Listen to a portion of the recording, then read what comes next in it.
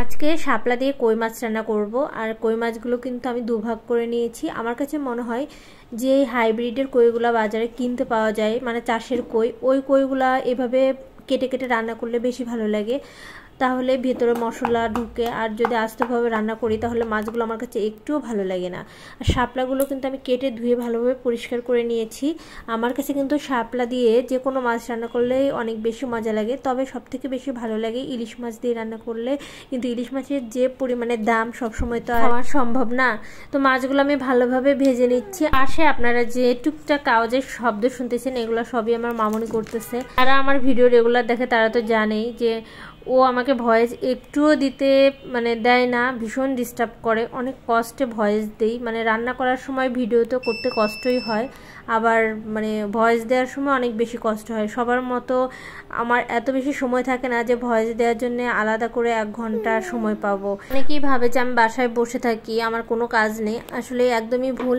সব কিছু গোছানোর পর সংসার সামলিয়ে, বাচ্চা সামলিয়ে, তারপর আমি নিজের শখের বসে ভিডিও করে আপলোড দেই, এডিট করে যতটুকু পারি। আমি কোথাও কোনো কোর্স করিনি, আমি যতটুকু শিখেছি ইউটিউব দেখে। আর যারা অনেক ভালো পারে তাদের কাছে জিজ্ঞাসা করে। অনেকেই প্রশ্নের উত্তর দিয়েছে, আবার অনেকেই উত্তর দেয়নি, তবে কিছু কিছু আপুরা দিয়েছে, আমি তাদেরকে কৃতজ্ঞতা জানাই। আমার পেজে কিন্তু মনিটাইজেশন আমি পেয়েছি 1 মাস হলো, কিন্তু দুঃখের বিষয় আমার পেজ যেহেতু নতুন, একটু ইনকাম হয় না, খুবই কম। যাই হোক, কত বছর পর যে পাবো নাকি পাবো না আমি সেটাও সঠিক জানি না।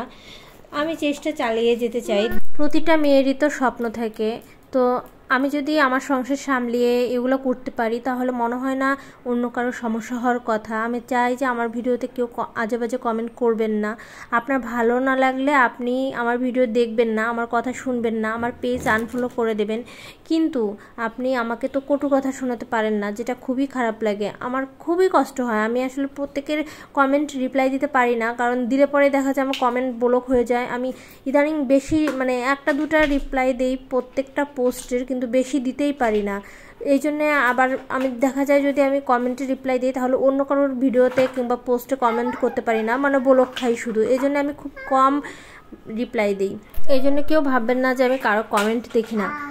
যাই হোক, কথা বলতে বলতে কিন্তু অনেক কিছুই বলে ফেললাম, কেউ কিছু মনে করবেন না। আসলে মনের কষ্ট থেকেই সবার সাথে শেয়ার করলাম কথাগুলো। আমার রান্না কিন্তু হয়ে গেছে, আমি এখন একটা প্লেটে তুলে নিচ্ছি। আমরা এখন দুপুরের খাবার খাবো, এই জন্যে। তো আমার রান্নার রেসিপিটি সবার কেমন লাগলো অবশ্যই কিন্তু ছোট্ট একটি কমেন্ট করে জানিয়ে যাবে। আমি ভয়েস দিতেই পারতেছি না, মামুন যে কত কথা বলতেছে পাশে থেকে, কি আর করার। তো আজকের মতো ভিডিওটি এখানেই শেষ করতেছি। সবাই সুস্থ থাকবেন, ভালো থাকবেন।